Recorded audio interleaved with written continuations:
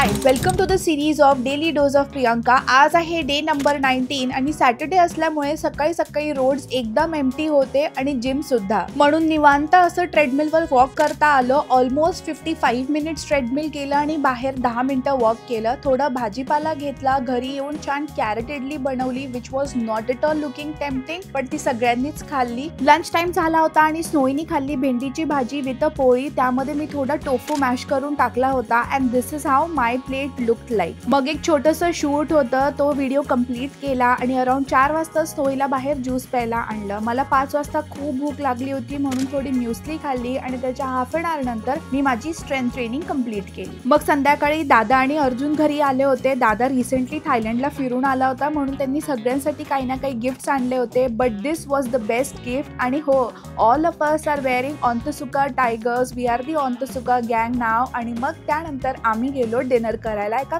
खानदेशी हॉटेलमध्ये। मग डिनरमध्ये मी खाल्लं चिकन थाळी, दादानी खाल्लं होतं वरणबट्टी अँड सम मटन आणि प्रकाशने खाल्ली शेव भाजी। घरी आल्यावर मी हाफ एन आवर वॉक केला and I don't know where पुण्याची थंडी अचानक गायब झाली आहे। And this is how day number 19 ended. Stay tune for day number 20 of daily dose of Priyanka आणि मला फॉलो करायला विसरू नका।